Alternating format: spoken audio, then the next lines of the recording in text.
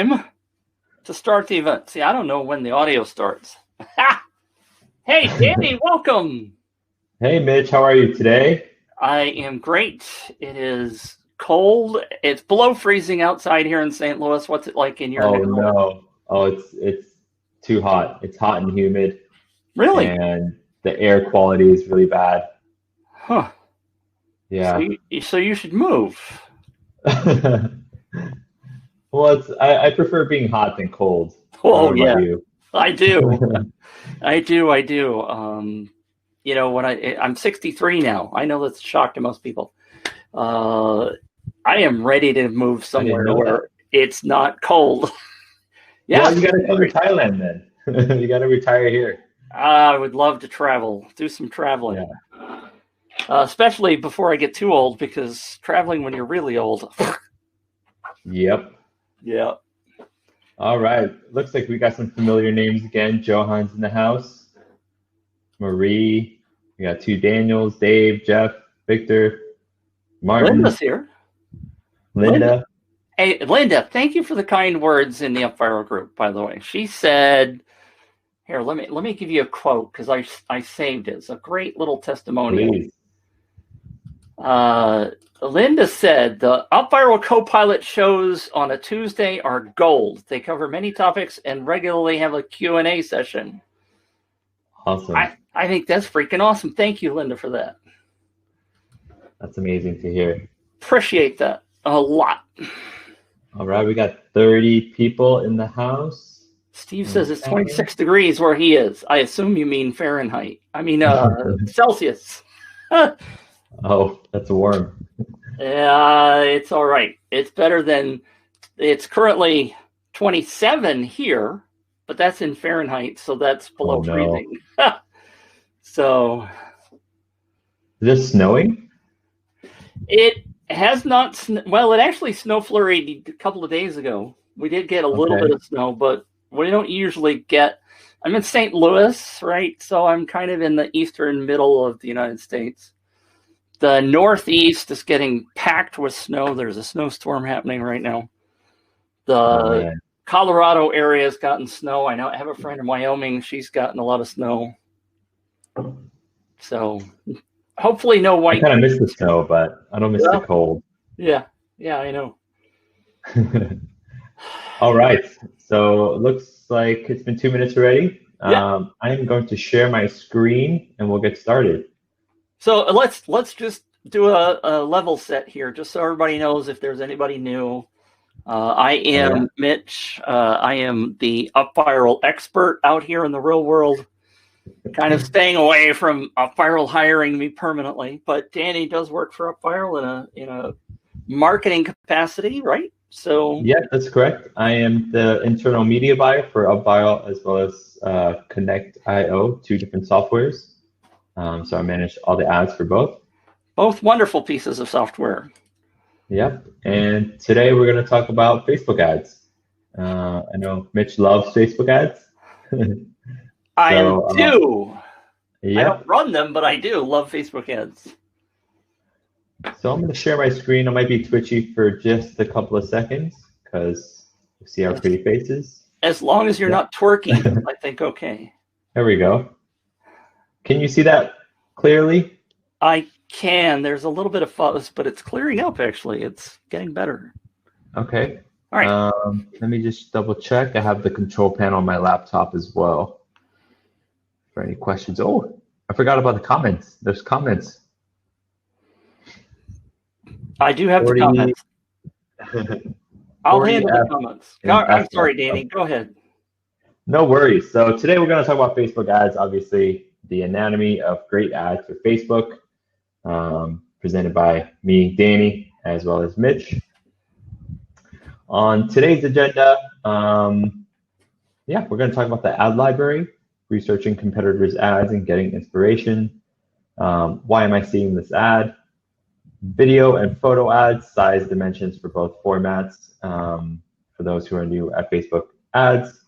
What makes a good ad? Examples of 6 examples of ads in different niches, tools you can create ads, and then Q&A. So obviously, pretty short topic, I would say. So hopefully we won't waste anyone's time today. So yeah, let's just get started.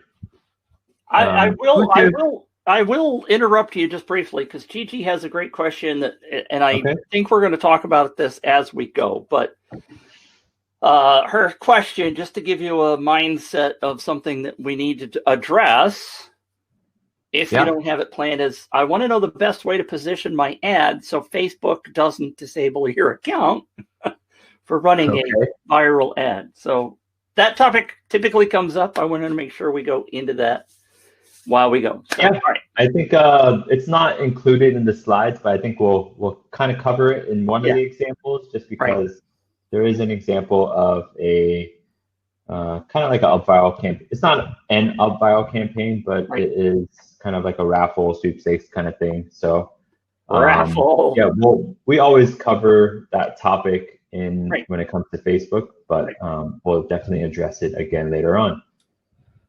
So moving forward, obviously, if you guys don't know about the ad library, it is Facebook's it's in a library of ads of all the advertisers. Obviously, Facebook wants to be a lot more transparent when it comes to advertising, and I think they created this the ad library because of the elections, I think. But anyways, the ad library is a place where you can search for ads that are running across Facebook apps and services. You can use it to get information about the ads you see.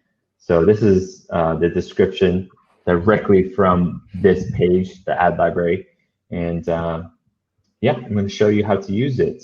If you guys don't know how to use it already, it's pretty self-explanatory, but let's see how it works. So I'm going to click on this. Let me ask you a question. Why would I be going in and looking at these? Why do I care about what somebody else is doing? Obviously, if you're an advertiser or a marketer, you want to see what other people are doing, and you want to see what your competitors are doing, what kind of ads they're running, and how they're running it, what kind of ads they're running, the formats, and all the little gritty to not steal from them, but to draw inspiration. So you can create better ads for yourself. Great, thank you. Yeah, no problem. So obviously, this is the ad library. This is where you begin. And so obviously, search for ads by keyword or advertiser name. The main one is to search by advertiser name. So let's search for Wilco. Let's see what we have here. Made it super big for you guys so you guys can see. Huh, you mean Wilco runs ads? Interesting. Oh, yeah. Okay, we'll search for UpViral. So I think there's an issue with that. Let's search UpViral and see all the ads we're running for our UpViral. So right now we're currently running retargeting ads for UpViral, and as you can see here, there are all the ads here. Okay. So yeah, you could kind of you could play them, but the one thing you can't see is the targeting. You can't see what audiences they're using. So if you're searching this as a competitor, all you can see is the ad, the creative, how many ads use this creative in text. You can see the ad text as well. But that's mainly about it. You can see what page it's coming from. If you click the link, you can see the landing page as well. So this should direct you to the pricing page, which it does show here. This is the UpViral pricing page. Yeah. Yep. So obviously, you can just keep searching. Obviously, we were searching for this earlier. So let's see what Rudy has. Rudy is a marketer based in Florida, I believe, who runs an agency called ROI Machines. So you can kind of just draw inspiration from, your competitors, see what they're doing, what kind of funnels they're using, what their landing pages look like, and so forth. And you can see the dates that it started, right? So this one was launched in September 30th, 2020. Now, it's been a few months already since this ad has been launched. So it gives you a good idea, like this ad probably is doing pretty well since they haven't paused it. and you know that's active because Facebook is telling you that it's active. Nice. So the longer standing, like this one's been launched on August 20th, 2020, and it's active still. So it tells you that this specific sales funnel or this specific campaign is doing pretty well. And if you click on it, you can learn more. You can see their landing pages and so forth. So nice. And you can see all their inactive ads as well. Interesting. So that's basically the ads library. So obviously, again, you don't want to steal from your competitors. Instead, you want to draw inspiration to create similar ads for yourself and your business for whatever niche that you're in. So it's absolutely great advice, which is also true for UpViral campaigns. If you find one out there on the planet, certainly okay to take inspiration from that. I think I noticed that all of the UpViral ads are currently video ads. Yes, that's correct. Is that a better option? Is that something you've determined from running multiple ads? Because some of the other guys aren't running video ads; they're running image, right?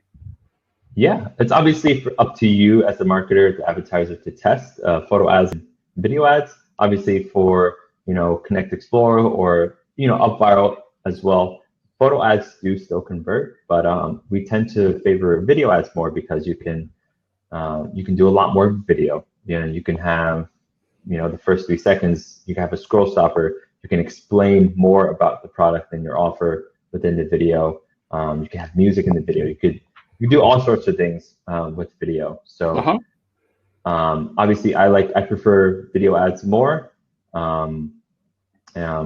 I've gone through this in the past in my past presentations. For video ads too, you can also create lookalike audiences for people who have viewed different percentages of your video. So you can create video ads for people who have viewed, or you could create lookalike audiences for people who have viewed like 75% or the majority of the video that you create. So that's another big bonus for video ads as well. Interesting. Yeah. So can you? I'm asking some generic basic questions because I don't do a whole lot of this. If I had a video on my page, can I create a targeted ad for people that have watched that video? Yeah, definitely. You could definitely create custom audiences in the business manager in your Facebook backend. You could select, that video on your page. Cool. So it doesn't. What I'm trying to get at is it doesn't necessarily have to be based on somebody watching an ad. So if I have a really popular video on my Facebook page, I could then target the people, like you said, that have watched 50% of it or something like that. Cool. Yep, that's correct. Yep. Cool. Steve Thailand has a question. UpViral ads on Facebook, which arrive constantly, which he emphasized the word constantly, always autoplay. How do you set them to do autoplay? I don't set them to do autoplay. I mean, there's no option for me to set them to do autoplay. That's your feed autoplaying the videos by itself.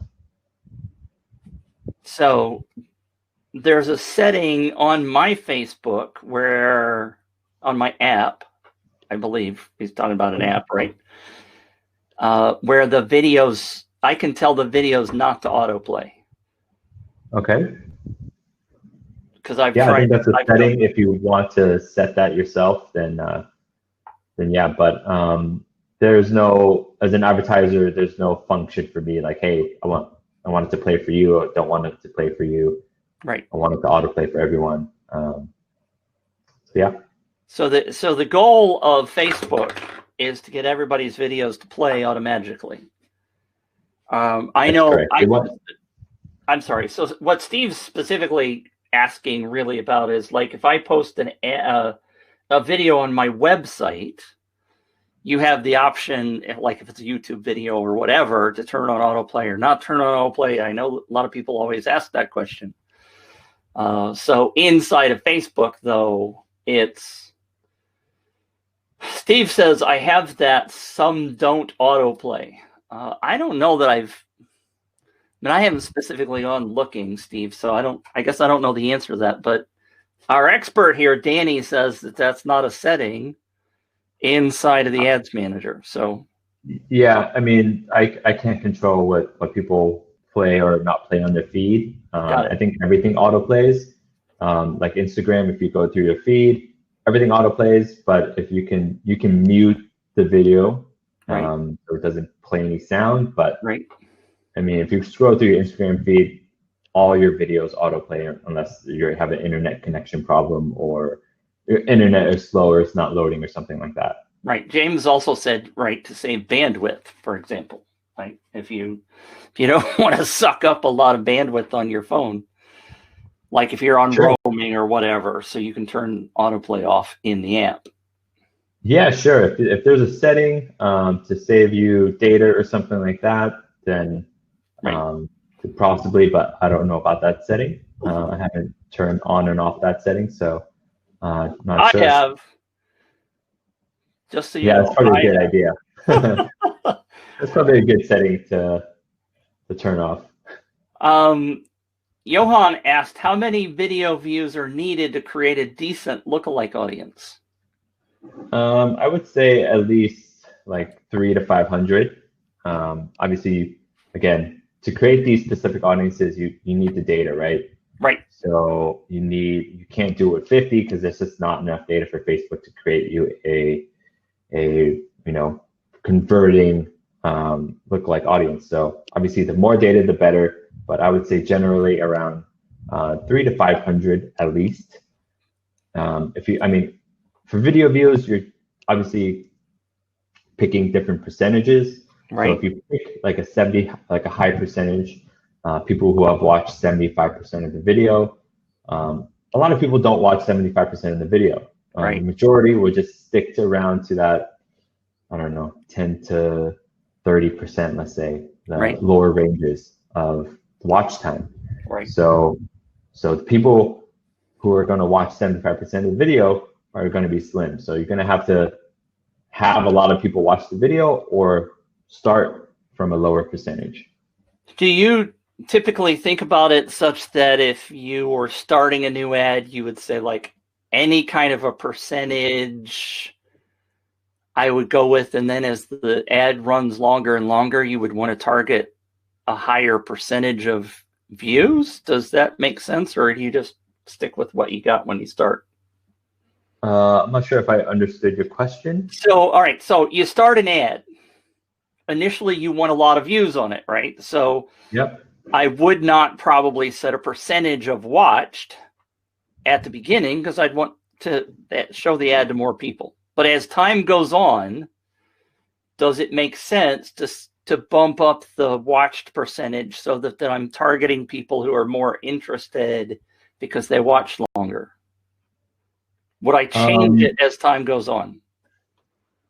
I'm not getting your question, but obviously you want people to watch the entire ad, right? It's the majority of your ad, because obviously your ad will probably have like a CTA at the end. So you can't control how long people watch your ad for, but no. If you get enough ad, you want people to watch the entire thing. Right. In terms of creating an audience, obviously you want enough data in order to create that specific lookalike audience that you're trying to create. Right. So Johan says, summarizing, 300 to 500 that have watched 75% or more. Yep, I would say so. I mean, obviously the more the better. Right. Got it. Yeah. Steve suggests start with short videos to capture the audience. And I got one more question for you while we're here. And let's ask it now. What's the latest thinking, this is from Marcelo, on using targeted interests, i.e. using Connectio or Connect.io, depending upon how you say it, to narrow down an audience or let the Facebook algorithm do the job of finding the audience from a rather broader lookalike? Did that make sense? I'll just read it. Okay. So what's the latest thinking on using a targeted interest? For example, use ConnectIO to narrow down an audience, or let the Facebook algorithm do the job, or finding the audiences starting from rather a broad lookalike. So obviously, I think the question is, what's the latest tactic on whether to refine an audience using interest, right, or to just let Facebook run it broad? Obviously, it's up to you to be testing these things. Either can convert for you or not convert for you. So, but we generally like to use broad targeting, just because our pixel is so refined. We have so much data. A lot of people signing up for our the free training, which counts as a lead. People are entering the emails. And obviously, people are purchasing ConnectExplore as well. So our pixel is pretty refined in that regard. So we can kind of let Facebook, we can set it to broad and let Facebook do all the work, because Facebook knows who to target. But if you're starting out in cold audiences and trying to find winning audiences, then I would definitely try to go targeted and use tools like ConnectExplore, ConnectIO to help you find winning audiences first. You build up the data in your pixel, in your Facebook pixel, and then if you start scaling, if you get to that point where you have a winning product or offer, then you can try to run broad audiences, because your pixel is hot, it's warm, and Facebook probably knows who to look for. Great. Okay. Any more questions? No, not right now. I'll let you go. Okay, so we've covered the ad library, and so yeah, obviously there's a little cool trick. If you see an ad on your Facebook feed, so this is one that showed up earlier today on my feed. It's a software company called InVideo. I think it helps you create video ads. I'm not sure. Yeah. That's kind of ironic. But it gives you a glimpse of why you're being targeted on Facebook and why I'm seeing this specific ad. So if I click on these little 3 dots here and go down to why am I seeing this ad, then it gives you a good idea of why you're being targeted. So for this instance, InVideo indicated you may have visited invideo.io. I don't remember visiting this website, but I could have. So this might mean that I am getting retargeted. So I might be in one of their custom audiences. So, they have the pixel installed on their website, and yeah, I'm getting tracked. Or InVideo is trying to reach people ages 18 and older. So instantly you can tell that, this is kind of broad as well. Or it's just I'm being retargeted because I'm in one of their custom audiences, or I've visited their website before. I love this, by the way.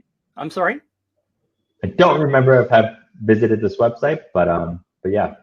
Yeah, but if you happen to have said it out loud while you had your phone, then I'm making fun. They're listening. Facebook's listening to everything. Exactly. It is hilarious because I think it was last Christmas, my daughters were home, and we were talking about this particular singer, and I had never ever searched on my phone for them. And suddenly I started getting ads for that young lady coming here in concert. I was like, I didn't search for her. I didn't do anything. But I also know that Facebook looks at your circle of family members and friends to see what they're watching too. Yeah, exactly. I also think this is interesting because, and I'm making an assumption, I think, but when you were back talking about the library, you said you can't see what people are doing to target you or what their targeting is. But I think the second side of that is if you like make a log of somebody you're interested in, and like maybe, for example, this in video, right? If you go visit their website by clicking on the link in the library, maybe what you'll start seeing is the ad show up in your feed, and then you can come in this way and you can see what the targeting is, right? Yeah, definitely. Obviously, they're gonna have to run retargeting ads Right. for, if you do visit the website or Right. you're getting tracked. But generally, like, a lot of your competitors, like I live in Thailand, so obviously I won't see a lot of ads that are from companies that are based in the US, like Right. you guys are probably seeing. So Right. It's hard for me to, see these specific ads on my feed or the other competitors' ads on my feed to see what their targeting is like using this particular method. Right. So yeah, that's where the ad library comes in handy, just because obviously, a lot of people are just targeting the same people over and over again, right? Right. People have access to all the same interests, so that doesn't really matter. I would just say if you're an advertiser advertising on Facebook, just keep testing audiences, and if you have a good product and an offer, then you should convert, no problem. Yeah, I think it's interesting that one that you have on the right-hand side has a lot more targeting listed. Yeah, so I just wanted to give two examples. So Right. this is from a company called the Smart Brand Marketing Show. So obviously you can see here, it's trying to reach people Facebook thinks are interested in business, educational, technology, and more. It's trying to reach people who speak English, UK, US, age 25 to 50, and primary location is in Thailand. So obviously this is pretty refined, I would say. Right.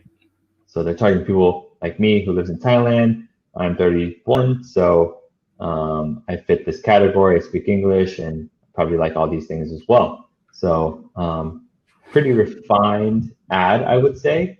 And yeah, obviously clicking this, I could see how this business is doing their Facebook ads or what their targeting is like. Yeah. I actually do that. A friend of mine taught me how to do that, and I was like, "Oh, this is cool."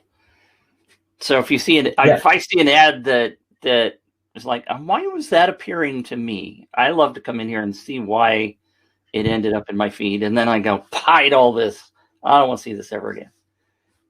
Yeah, it's weird. I actually, when doing these, like when researching, and saving some of the ads, there's also a feature, I forget what it's called. If you go on your Facebook and you go in the left-hand column, I click on saved for all your saved posts and stuff. And there is, I forget what it's called, but you can see like a list of ads that were on your feed. Really? And yes, I forget what it's called. I should have included it in this presentation. But if you guys play around with it and find it, put it in the comments for others. That would be on the desktop, right? That would be on the desktop, yeah. Yeah. I was playing around with this saved, and there was like a whole list of ads that displayed on my Facebook. So I'm going to try that. I think there's an option for Instagram too, but I'm not sure. Johan wants to know, does this show you all of their targeting, or do they hide parts of it from you? I'm sure they hide certain parts, like what audiences they're excluding, or like really nitty gritty, but this is just like pretty broad, right? I mean, if you look at this is all they're telling you is like 18 and older may have visited invideo.io. Right. I mean, I mean, this is all they tell you. They're not going to tell you everything, but I mean, you don't really need to know everything. That's interesting because I don't think I've seen an exclusion listed. So when I've been poking around in mine. Interesting question. One other question while we're here, and you may want to read this just for clarity. There's 3 rows here, but from Ray Hall, I have 1,000 people in a group, and I'm assuming he's talking about an audience. But the people that respond to the post, or maybe he's talking about a Facebook group, is only about 100. So 10%-ish. Is that a good number for targeting? And maybe there's not enough information there. I don't know. I'm not sure if he's implying targeting or, a custom audience. Or people who are just responding. If like 10% of people in his group are responding to a post, if that's good or not. Do you think that's a good number? 10% people responding to a post in a group? I think it's better than most, yes. But in terms of an ad, can you target people, I guess, that have responded to a post in a Facebook group? Probably not, right? Because it would don't you only have access to stuff that's on your page versus a group? Yeah, it's just a page, not a group. You can definitely create custom audiences for people who have engaged with your page or have messaged. I think there is a new rule in Europe, I think, where you can't create those custom audiences anymore. People who have like messaged a page or a post, you can't create custom audiences for those specific people. I think that's a new rule that in the EU that rolled out. Had to do with GDPR, same kind of topic. I'm not sure. It was I saw on my Facebook that I couldn't create that specific custom audience anymore. Okay. All right. So Ray Hull says, I'm talking about the Facebook group. No, we're not allowing people to come in and speak. I'm sorry, we're not set up for that. If you're talking purely about what is the engagement level, is 10% a good level inside a group? This topic that we're trying to talk about today is about Facebook ads, not group engagement. So 10%, I think, is a good engagement in a Facebook group to answer that question.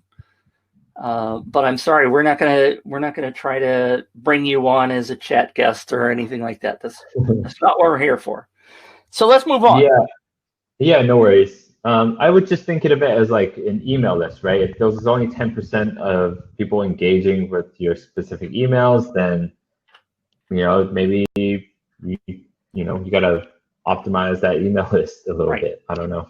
It depends. Yeah. It depends upon your email list. A lot of people think 10% open rate and engagement on your email list is awesome.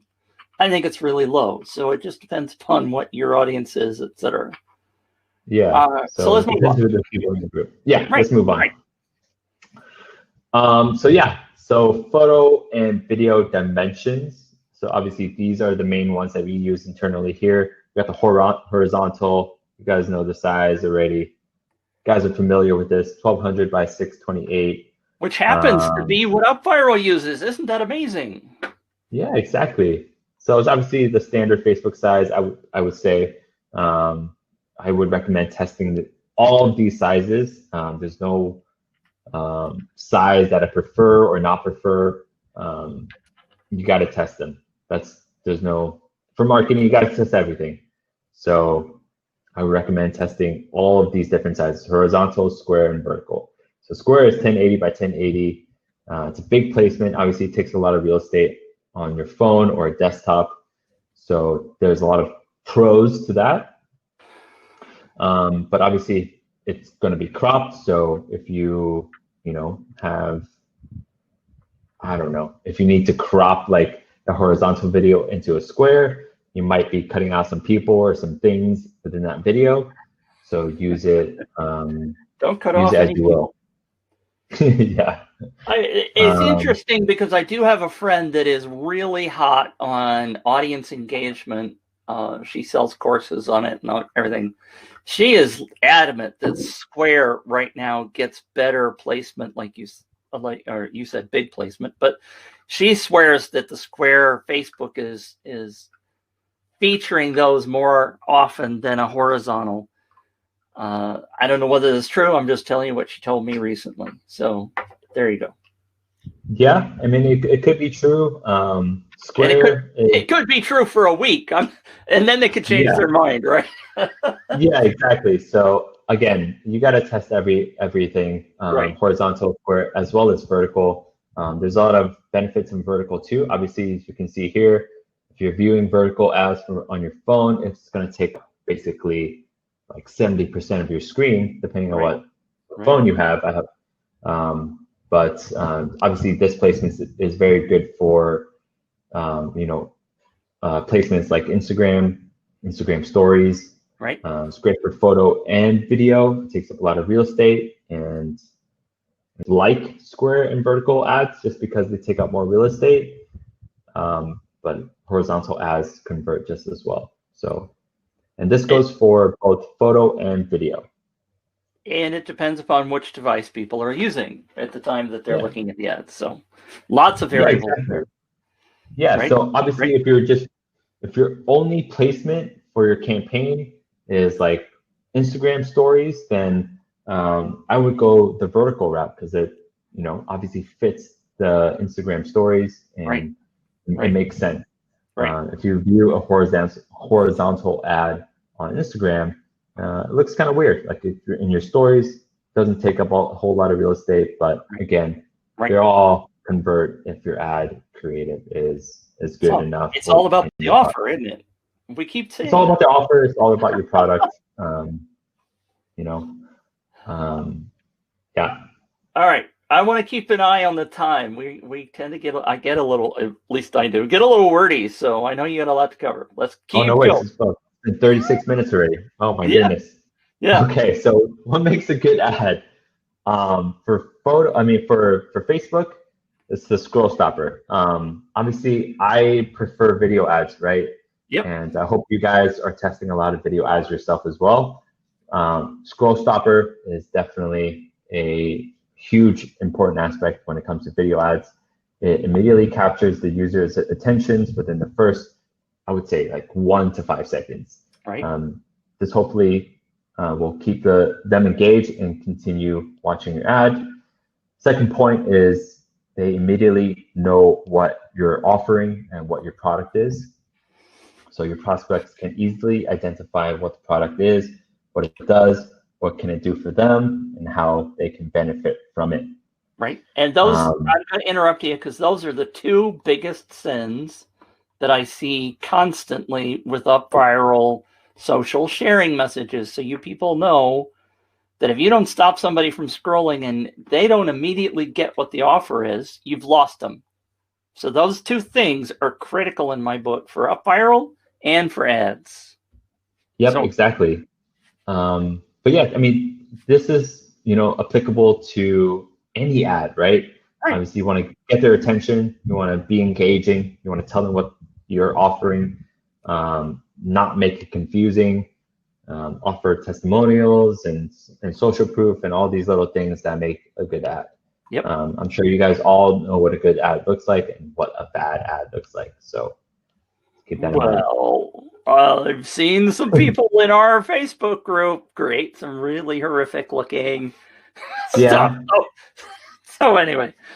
I mean, there could be like good ads and then like incredible ads too. Yes. So little things make a huge difference. Absolutely. Moving on, the third point is user-generated content. If you have a whatever business you may be in, user-generated content is usually amazing and works really well. So UGC works great for almost every business, especially e-commerce. People want to see and hear things from real, actual people.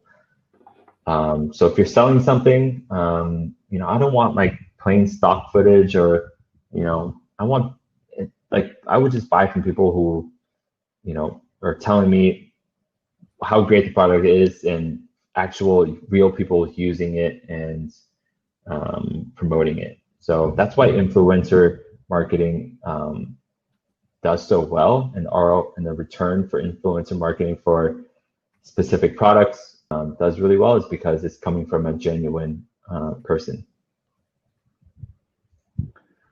Fourth point is it guides user to the next step. Obviously, a good ad tells people what to do, and obviously the instructions from ad should be them clicking on the ad and proceeding to purchase whatever you have to offer. So Always have a call to action,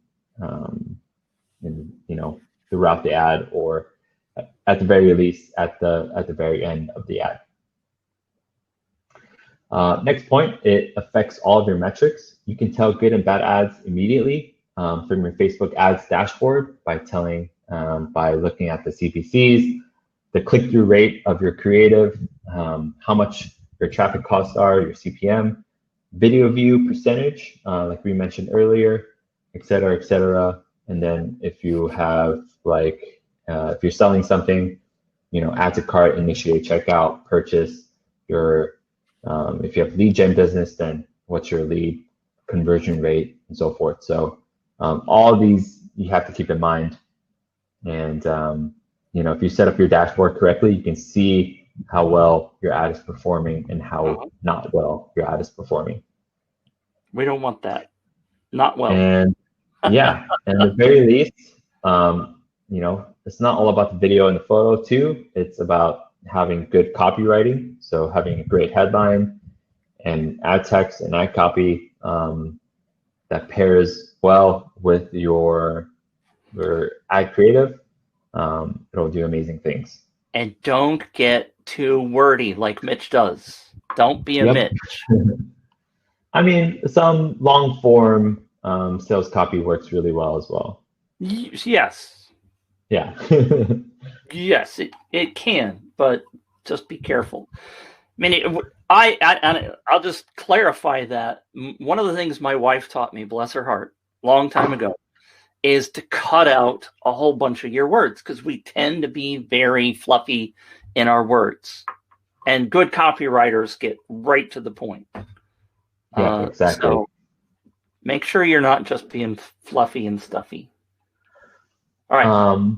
But yeah, obviously you want to create ads for each stage of the funnel. So I just want to go through this briefly. Obviously there's attention, your top of the funnel, interest, desire, middle of the funnel, and then action, bottom of the funnel. So tofu, mofu, bofu, top of the funnel, middle of the funnel, bottom of the funnel. So obviously, your call to action has to match the different stages of your prospect's journey. So obviously you don't want to be telling people, hey, buy my stuff on the top of the funnel when they don't know who you are. So, craft your video message here, craft your ads differently than you would at the bottom of the funnel, because at the bottom of the funnel, they know who you are.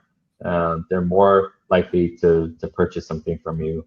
And that's when you can, kind of be more, I would say, quote unquote, aggressive within your ad and tell them what actions to take in the bottom of the funnel.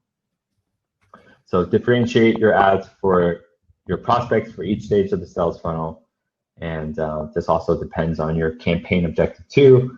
I'm not going to go into too much detail. Obviously, if you're an e-commerce store, obviously you want people to purchase something from your store. So that's the objective that you want your user to take. Yeah. Cool. Let's look at some ads. Let's look at some ads. So obviously the first example I'm going to do is an ad from UpViral, and this is a retargeting ad. So I'm going to play for you guys. This is like a 3-minute ad, so I'm not going to play the whole thing, but I'm going to show you like the first few seconds and then scroll through the body of the video.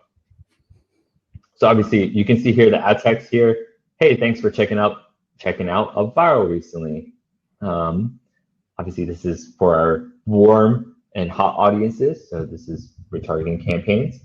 So obviously we know that they visited UpViral website, and we craft our message, our ad text accordingly. So if I play it.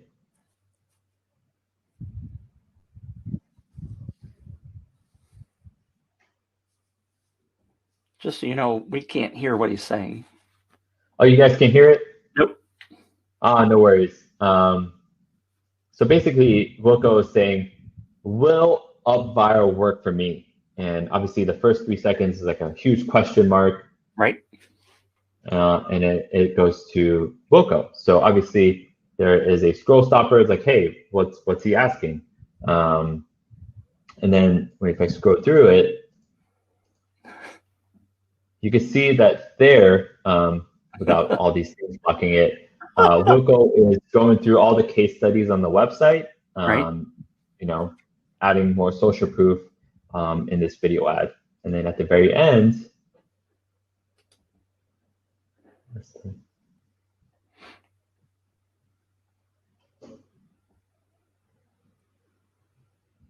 so at the end, he says, sign up for the trial right now and get started. So obviously there's a strong call to action there.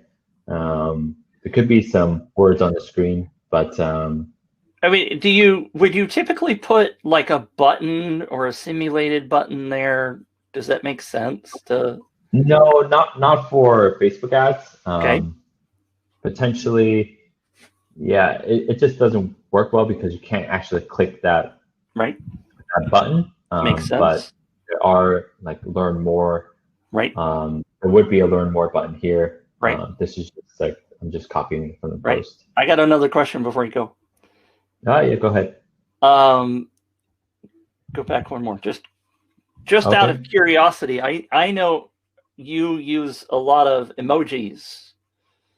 Do you find that those are working better for ads for engagement, or are those converting better than just pure text in that text section? Here, right here, where it says "Hey, thanks." Obviously, I prefer using emojis in the ad text just because it breaks it up and makes it a bit easier to read. And for most people, I don't know, like me, generally, I don't really read all the text. I kind of look for bullet points or something to guide my eye when it comes to ads and see what the important aspects of the ad text are or what I should be looking at. So emojis kind of break everything up and makes it a little bit more personal and fun as well. Yeah. Okay. Yeah. Thank you. But yeah, why this ad works? Obviously, caught your attention if you heard it. Caught your attention. Testimonials, social proof. Wilco is showing real users, real case studies on the website, pointing them where to go. And we'll take a look at ConnectExplore ad. I've seen this one a lot lately. Yeah. This is for our cold audience. So it's a 5-minute ad, but as you can see that the first 3 seconds, he's kind of like blowing himself up. Right. There are black bars right here. Ad's not working. And there's emojis down there. So it's also calling out. So if you can see here. So Wilco is blowing himself up within the first 2 seconds, catches the viewer's attention. The black bars are asking a question, pointing out, an advertiser's problem. And then the first I'm going to interrupt you there because the black bars also do something else that you pointed out earlier. It takes a horizontal and converts it to square. Yeah, exactly. That's a good point. So we took a horizontal video because it's kind of hard to crop this video, correct? Right. But we just added these black bars so it can be a square video entirely. So they can see that. I pay attention to what you say, Danny. I noticed that right off the bat. Way to go. Yeah. Nice. Okay, go on. Why this works. Obviously, if you heard it, Wilco is calling out, the who we're targeting as well. So the first thing he says, as a Facebook advertiser, you know what interest-based targeting is, right? So he's asking that question. It's like, hey, obviously, I'm targeting a Facebook advertiser. You're watching an ad because you might be a Facebook advertiser, and you probably know what this targeting thing is. So please pay attention to me and listen to what I have to say. So that's what it's kind of referring to. So there's a call out within this ad. And that's something that sometimes, and we don't always do it, but on UpViral campaigns, right at the top, some of the samples I know that Wilco has have the actual targeted audience at the top that says, hey, college students, win this free t-shirt or whatever. So because you do that, you are identifying partly filtering out people like old farts like me. I go, oh, I'm not a college student, so I'm going to get out of here, right? So it's a filtering process as well. Obviously, Facebook, you're targeting specific people, but by calling them out, you're also reinforcing to them, go, hey, I'm in the right place. This is the right thing for me. I'm going to pay attention. Right. So this is a very creative part in this aspect, right? Because you can't use you and your too much within the ad text or the headlines, or even the ad itself, or Facebook will penalize it, or it's against policy basically to use too much you and yours. So you can't be like, hey, are you looking to buy a home right now? You can't like call these specific audiences out. Or are you looking to get better skin, or whatever it may be? So this is a creative way to actually call someone out, but actually not use these specific terms such as you or your. So as a Facebook advertiser, you know what interest-based targeting is, right? Even though there's you here, I mean, it's not really calling. I mean, it's not like you need this, buy it for me, or something like that. Just over exaggerating, but you get the right. 51 minutes already. I know. Okay. I know. All right. So example number 3 is from Lumin Skin. I get targeted these ads a lot. This is the e-commerce store who's probably crushing it. They know who their demographic is. It's probably anyone from 20 to 40 years old, young adult male. So obviously, look, if you can see this, nothing is sexier than a man who takes care of himself. That's just like, and you have a pretty girl saying that as well. The first. Right. And then, see, before Lumin, I thought my skin was okay, but I thought it was my genes. So it's kind of like pointing out the problems within how men think as well. But if you guys are on a laptop right now, obviously go check it out in the ads library, and you can see like how great this ad is, because it has real people. It has real people. It's cutting scenes really fast as well. Right. And it's showing a lot of different products as well, which makes it a really good ad. And it has a lot of engagement too. So 370 likes, 118 comments, 61 shares on this one. Yeah, these guys are crushing it. So why it works? Nothing is sexier than men who takes care of himself. Obviously, it's calling out people. This is their hook. This is their angle. Right. It has real life people within the video. It's not like a professionally shot video ad. It's probably shot on the phone, which is, it works. So don't think about the quality of your ads as well. Your cell phone right here, just use it to create video ads. It doesn't have to be fancy. It doesn't have to be well put together. Something straight to the point using your phone, it works really well. It has fast cutting scenes. Obviously people's attention spans are low. So, if people are seeing different things, within the first 10 seconds, then they know exactly what that product is. And just from watching that product, I know it's a skin ad. I know it's, they have different skin products, a mask, a lotion, a moisturizer, etc. Users call out common problems associated with the product. So he was like, I thought my skin was okay, or it kind of was my genes. Yeah, obviously straight to the point.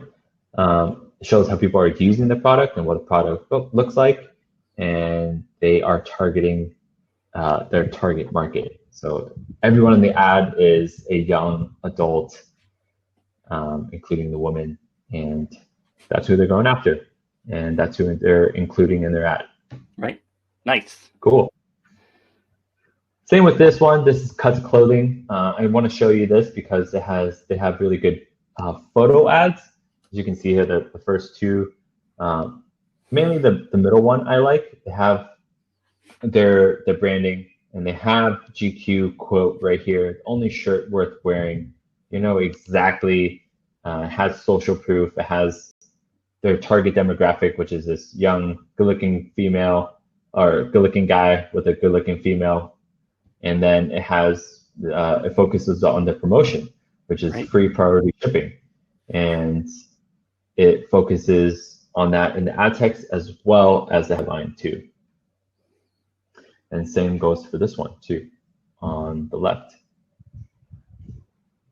So it has the target demographic, image ads aren't too cluttered and straight to the point, has a testimonial from GQ adding to social proof, and everything I just mentioned. Number 5, so this one is a weird one. This one showed up on my feed today. This one was a full square, so don't mind this crop. I think that's just a glitch. Right. But I wanted to include this because obviously it's kind of like a giveaway. It's kind of similar to like a UpViral campaign in a sense. Right. But again, don't ask me how it got approved. Obviously, you got to take your own risk when running campaigns like this, especially for UpViral campaigns as well. So tell me more about why. Why do you think that's a risk? It's just because in Facebook policy, they don't allow sweepstakes or giveaways or anything of that nature. Obviously, I think this is a pretty big company, and that's why they're getting away with it. But again, it's all, you gotta assess how much risk you want to take when it comes to Facebook ads and promoting things like this. See, I think it's fascinating because there's a company that is in my feed all the time, probably because I click on every one of their freaking ads. But it's called Omaze, O-M-A-Z. Yeah, I've seen those before. And their entire business model is running contests, raffle, depending upon which word you want to use in what part of the world. And they are donations to charity, like this one is. Yeah. And so there must be something. And again, I am not the ads expert, but these people, because legally, there's legal issues you got to deal with when you're dealing with a raffle or a charity giveaway.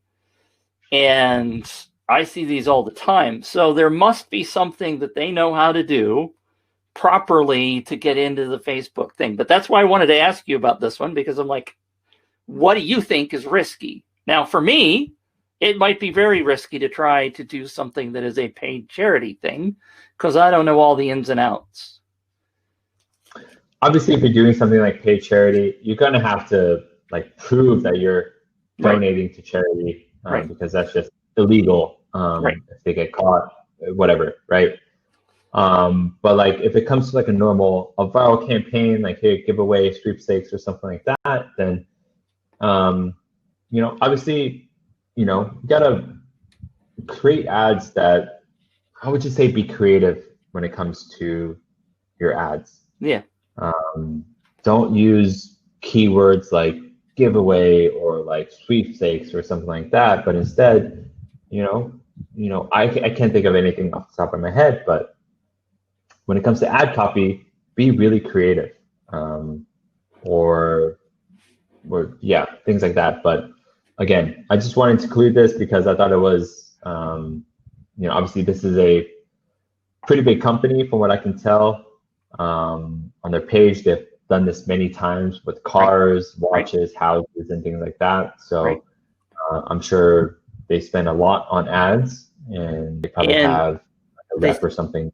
They spend a lot on lawyers too, to make sure they're doing these things legally.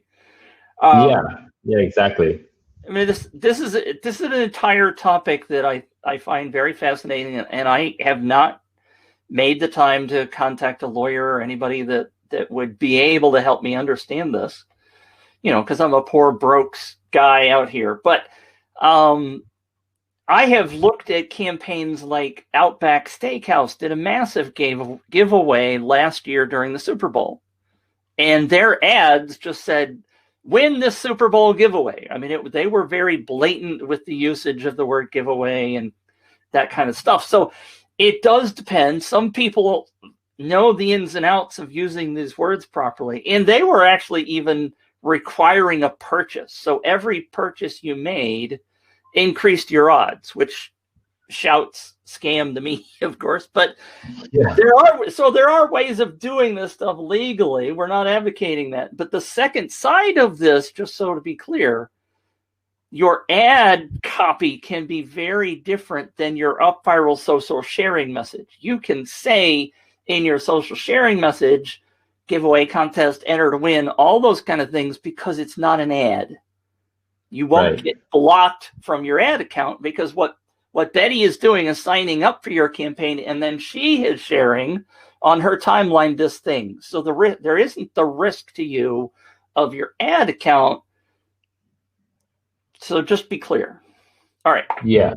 I mean, but yeah, just looking at this ad, like there's no like really, besides raffle, there's no like major keyword that would get it flagged as well. There's no giveaway. There's no like sweepstakes, enter this like contest. There's none of those keywords on this. So right. All it says is, hey, your last chance to win this Rolex. Donate as little as $15.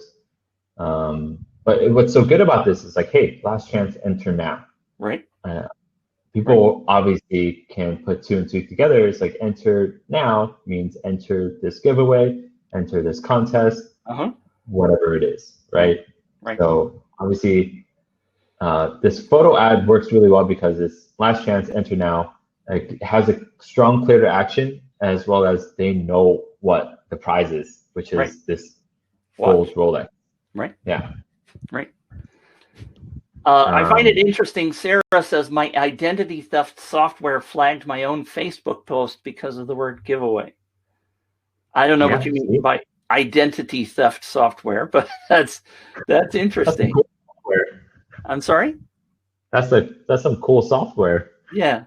You got on. I mean, I'm sure Facebook has something on their back end, their AI, their machine learning, whatever, can detect keywords like this on your landing page, on your ad copy, and creative. So be creative. Raffle asks, is it okay if we say early bird offer 10% discount? I think that's okay, isn't it? Yeah, I think that's okay. Okay. Yeah, I think a lot of brands, e-commerce brands, are doing stuff like that. Early bird, 10% discount. Yeah, promotions like that are fine. Sarah says it monitors my identity on the dark web and online. I need to know more about this, Sarah. Send me some info. I want to monitor my identity. Cool. All right, let's go. Okay. Sample 6. Sample number 6 is the last one. This is from Traffic and Funnels. They are info product. They are insanely smart marketers. But yeah, they have great photo ads, great use of photo ads right here. Right. So see, you can see there's a cat here, and this is this dude eating potato chips on his couch, and there's an illustrated cartoon image right here of a guy just blowing his brains out looking at the computer screen. So one thing I like about these, they're all pretty clickbaity, right? Right. You can see them, and if they showed up on my feed, I kind of want to stop and see what it is, and so forth. So obviously, the one thing I want to point out here is that they have the ad copy to match, right? As you can see in this middle one, in my PJs and slippers, I can land new clients faster and cheaper than most of the serious guys, and it's not thanks to some fancy sales pitch. Obviously, they're referring, hey, this guy is in PJs, he's on the couch eating potato chips, and this guy can land clients faster and cheaper than most guys can. Right. On the right, it says, good ads are loud. They don't ask for permission. You hear them in your sleep. Want to crank up the volume on your next ads? Then you'll love this. Boom. It matches. I'm not sure how the cat one matches, but can I really land clients daily with ads that took me less than 12 minutes to write? Oh, yeah, it definitely matches, because obviously this is a cat image they stole from Google, and it took them 5 minutes to launch this ad. So again, for me to point these ads out for you guys, just don't overcomplicate your ad creative when it comes to photos. Obviously, you want to be congruent if you use stuff like this, right, for your business. So, obviously, if you're an e-commerce business, you can't do anything like this. So just keep that in mind. So great use of photo ads catches the user's attention, even though it's somewhat unrelated. Cat, human, cartoon, both invoke some emotion. Great ad copy and headlines to match each image. So, tools you can use to create ads. I use Canva. It's easy to use, and you can just set it. You can put the image dimensions in there, and you can easily create photo and video ads. You can add some stickers, like moving stickers too, and you can create video ads like that too. Adobe Suite, obviously, if you're proficient in Adobe Premiere, Illustrator, or Photoshop, these are all great tools as well. Or if you don't want to do any of these and you want to hire someone, just go look it up on Fiverr or Upwork to do so. One of the things to note, by the way, UpViral has a great connection to Canva in the social sharing. I use that all the freaking time. Yeah, that's correct.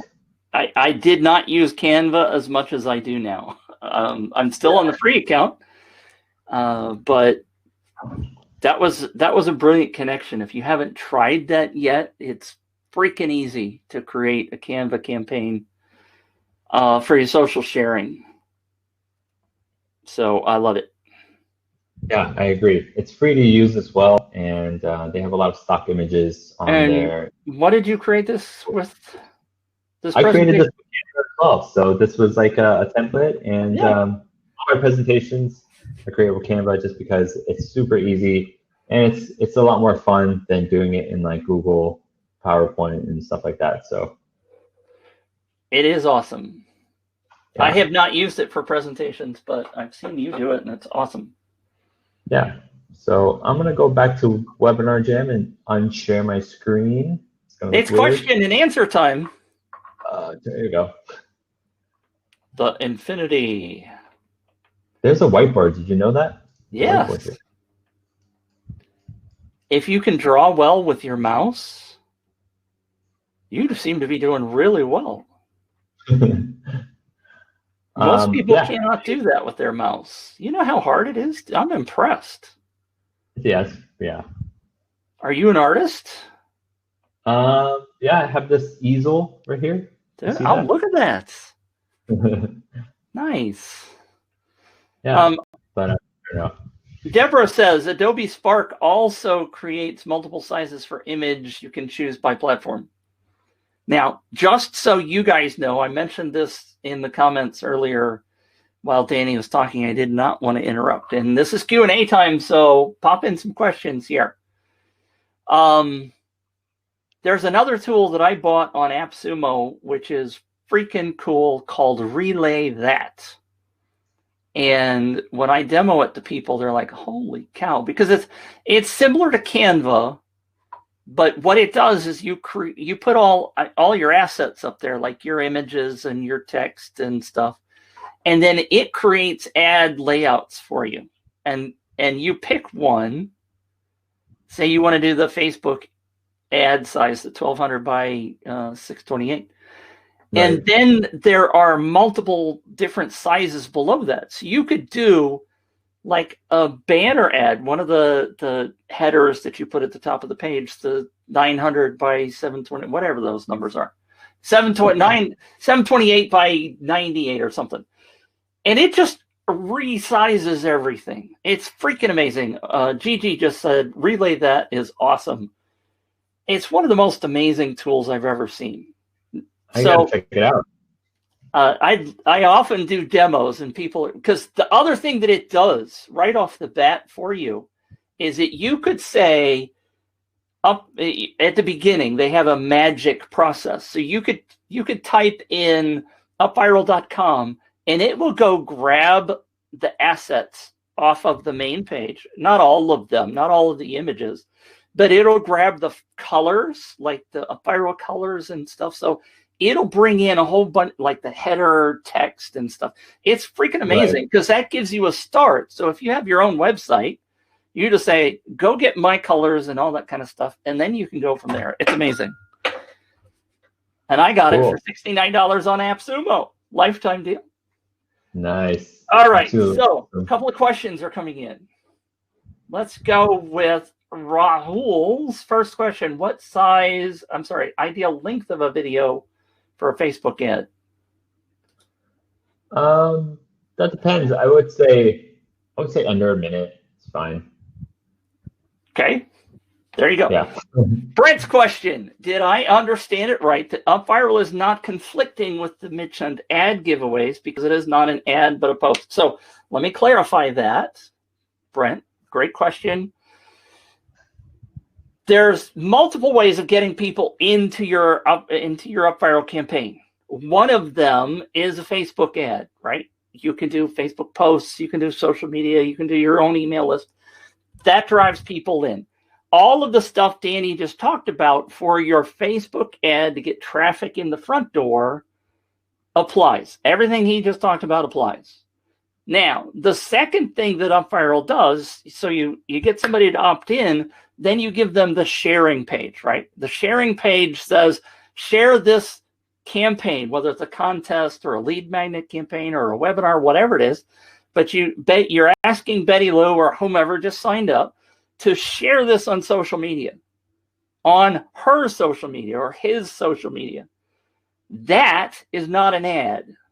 It's the same size as an ad, like 1200 by 628, but that is not an ad. So you are not on the social sharing inside of UpViral. You are not restricted to what used to be the 20% text rule, which is gone, but you can put whatever text you want to on there. You put whatever words you want to on there. Obviously, Facebook still may decrease the appearance when Betty Lou shares it on her timeline. It might say, I don't want to share that to anybody, and stifle it, right? You still have some of those issues.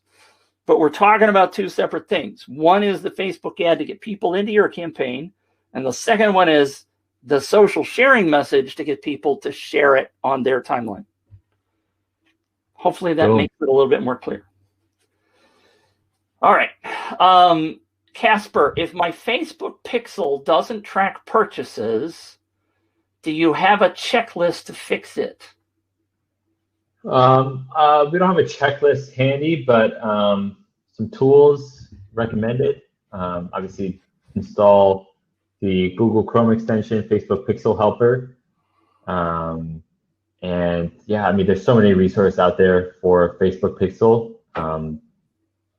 Yeah, I'm sure you can Google it and you can find a solution to solve that problem. Great. Yeah. Rahul, what should be the time gap between ad campaigns? I'm not sure if I understand that question. What time gap means? So you've got two ads. You're going to run them in sequence. Should there be a gap between the time frame between running two ads? I mean, obviously you can't be launching retargeting ads without any traffic to your website or anything like that, without an audience. So in that regard, then obviously get traffic to your store first and then launch your retargeting ads. But if it's talking about generic ads, then how many ads are we talked about this a few minutes ago? How many ads is UpViral currently running? I think there was like six or seven simultaneously. So Rahul, you don't have to have it's not like you just have to run one ad and then stop it and then wait some period of time and start the next one. You can run as many as you want to pay for right now. Yeah, exactly. So we're always testing, different ads, and then pausing a lot of ads too that don't work. So just keep testing ad creatives. Don't stick to one. Just keep creating them and keep testing them. All right. So apparently I've hit a nerve or and I haven't explained this correctly, because Oliver says when you talked about not needing, and I'm about to sneeze, so if I sneeze in the middle of this, don't panic. When you talked about not needing, it's going away, of course. When you mention it, then it goes away. Yeah, exactly. When you talked about not needing to worry about doing giveaways on social piece, is there a risk of shutting down or flagging your social account, or does that not hit a terms of service issue? No. And that's one of the joys of UpViral. Obviously, you have to be careful about what you're doing, right? You want to be able to take your social messaging, your sharing message. Now, I'm not talking about an ad. Again, I'm talking about the difference between the ad on the front end and the ad in the middle of the campaign with UpViral. And I don't mean timing-wise. I just mean, anyway. You want to be careful about your own account by not putting and it depends upon what your audience is. You can do giveaway gun. You can do contests for guns, for example. I've seen a $5,000 rifle being shared with a tool like UpViral. I've seen birth control. There are all kinds of sensitive topics that can be shared, and you have to worry less about what your social sharing message is. But I wouldn't go hog wild crazy and do all of the inappropriate things, because Facebook would then start going, oh, wait a minute, who is this person that's creating these things, and they might shut you down. So be careful. But it is less risky on the social sharing side of UpViral than it is on the Facebook ad on the front end. Right. I would also just recommend to just read Facebook's policies. As simple as that. It's just like, just read what their policy is and just don't do anything wrong. Yeah. Don't do anything against it. And because the other side of that is, if you do something wrong, Facebook doesn't tell you what you did wrong. Exactly. Right? Obviously, it's going to be a little bit vague, and sometimes you get banned for the wrong reasons, or accidentally disabled. But if you follow the rules, generally nothing bad will happen to you. Gavin, what ratio of regular posts to giveaways should I do on my Facebook page? I have 110,000 followers. I want to do it correctly. Do you get and so my answer is the same as I would do anything else. I mean, if you're doing an ad to your Facebook, so we're talking about a page, right? Facebook page. If you're going to do a sale, and I'm extracting ads, right? We're talking about placement on your page.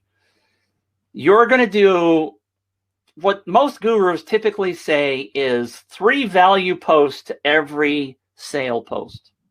And I would stick to that as well if you're doing a contest. You want to provide value. You want your people to be going, hey, I like Danny. He's a great guy. His business is great. I want to pay attention because Danny's sharing all this great value about Facebook, without going, hey, buy my Facebook ad training program. And then Danny comes along a day later, a week later, and says, hey, I got a Facebook ad program. Yes, do that periodically. Same with giveaways versus marketing sales stuff.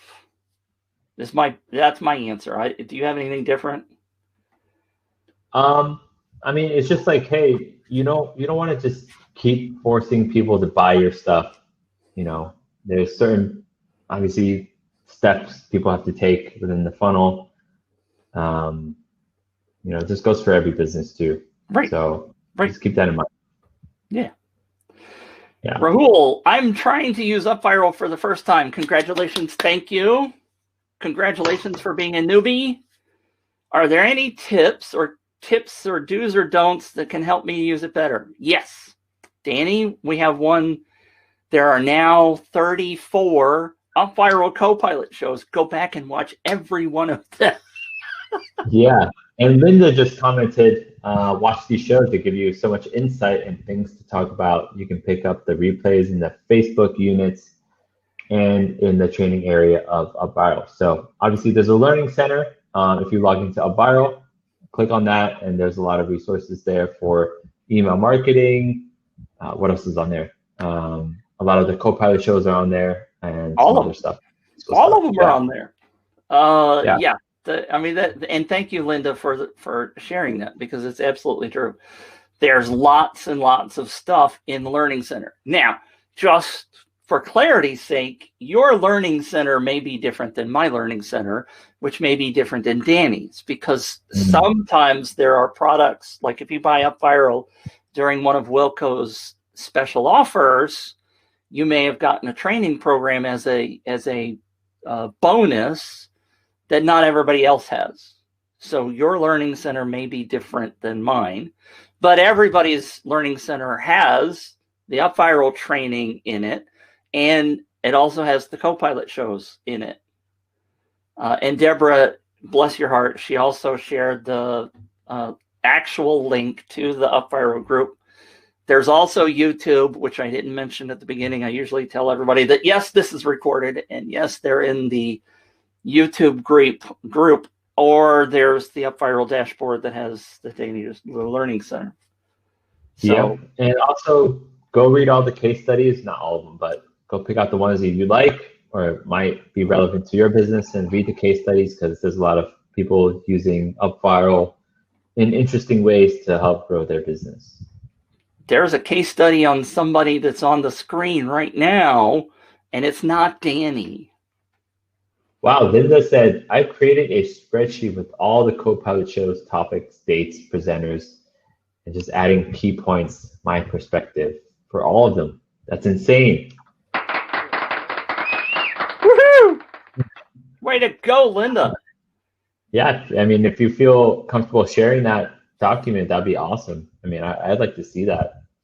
I do know, and I mentioned this last week, that William, who was on the show 2 weeks ago, took the feedback to heart, because several people mentioned that some of the show titles in the unit section or in the Learning Center were just like show number 36 and then the date, and it didn't really tell you the topic. So UpViral has committed to renaming all of those.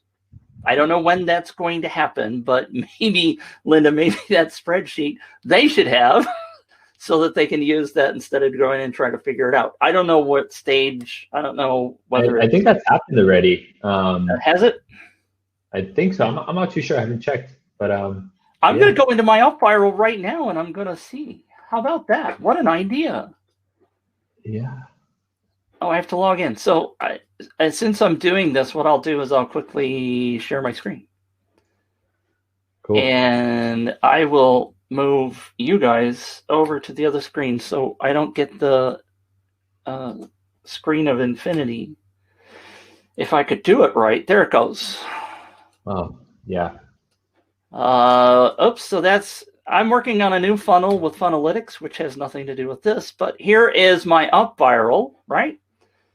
Go to the Learning Center up here in the top center, and you will see the Copilot shows and the Quick Start. These two things are in everybody's account, and I believe the case studies are there. Notice I don't have any other of those fancy training programs that I just mentioned. I'm going to have to talk to Wilco about that. Let me see if I have it. It's all right. There are a lot of different things that they have, but I think you're right. Look at this. They have been renamed. Episode number 1, How to Create a 6-Figure Agency Leveraging UpViral, June 9th. I don't think that was episode 1, actually. I think there's... because we started in March, not June. So I don't know. well, I do know. What is their name? I think if it was, I think YM was working on these. Is that her name? I know that's her screen name. M. Yeah. M. Thank you. Yeah. I know M is working on these, so I think maybe she got smart and stopped putting the episode number on there. Yeah. But anyway, so this is much better now that they are renamed, because I know there's one show I talk about all the time, which is 7 different ways of using UpViral, that a show that I did, because I think it was freaking awesome, but I don't see it right in the list right off the bat. But it is much nicer now than it was before. For sure. Where is it? Where is it? There it is. 7 different ways in which you can use UpViral, June 16th. Great show. Pat myself on the back. So you can watch all of these shows here in the Learning Center. If I go, I'm gonna quickly go to Facebook group that up. So just since we're here, and if anybody's asking a question, we'll get it answered. But if you go to the unit section, here's the Copilot recordings here in the units section on your Facebook group. All right, so there you go. You can always find those over there. And I'm going to stop my screen share because I don't want you to see what I'm working on. What? Steve Thailand requests the bell for requesting or suggesting that. There you go, Steve. There's awesome. the bell. Do you have any more questions for us? The link is not working. Share the link for Facebook. Just simply go to Facebook and do a search for UpViral, and you'll find the official Facebook group. It's not hard to find. Yeah. Keyword there is UpViral. UpViral.al. I'm sorry, not that one. Awesome. All right. Well, thank you all. Thank you, Danny. Great presentation. I love learning about Facebook ads. I've got a lot to do next year because I'm going to be offering lots of my own stuff, free things and referral things I've mentioned this before. I'm taking all of my marketing and I am putting it inside of UpViral. It's a fantastic, I don't need a page builder like ClickFunnels. I don't need anything else. I just need UpViral. It's a fantastic tool, if I say so myself. All right. Thank you, Danny. Next week is the week before Christmas, which I believe is a Q&A show. If you guys and gals, and I knew I meant to do something before the show. When you get an email there from UpViral, if you've registered to be here, you will be getting emails. If you want me to review one of your campaigns, for example, a highly popular topic, because I will rip you to shreds for the good, for the betterment of your campaign, right here live in front of everybody else. But you have to submit the campaign to me or to us through the form. UpViral gives you a form in the email that says, hey, we're going to do a Q&A show. Here's the link to submit a question. And in there, you can either submit a question or submit a referral for your campaign. The tip here, by the way, is, and I'm trying to see, let me just do this really fast if you're watching. I'm going to jump back to my desktop and I'm going to go to UpViral because what happens is people ask me to review something. And what they do as I turn on my screen share is they come into their dashboard and they go to one of their campaigns. Come on, UpViral, you can do it. And let's say this demo training that I'm starting to offer. But what they do is they go into the setup and they go to the design template and then they do this preview and they copy this preview link and they send that. I do not have access to your UpViral campaign, guys. I don't have access to everybody's campaign. I cannot see that link. I'll give you an example. If I open an incognito window and I paste that in, it just says UpViral sign up. Sign in to your UpViral account. Please don't send me those. Don't send me anything. Go to the Promote tab and grab this link right here that says Copy Link. Grab that one and send it in on the form, and that way I can review your campaign. please don't send me anything other than that link. There's like 10 people that have asked for a review, and I cannot access their thing because I don't know what that link is. And it frustrates me. So that's why I wanted to bring it up. No worries. But yeah, everyone, take that opportunity to submit your campaign link for Mitch to review, because he's obviously the expert. So you got a lot of insight for your campaigns. Yes. For it to be successful. And if you're just thinking about doing one next year because you're doing your planning, rough something out and I'll give you some feedback next week. Yeah. All right. Thank you so much, Danny. Thank you, everybody, for tuning in. We will catch you next week on the Copilot Show. Bye, guys. I probably won't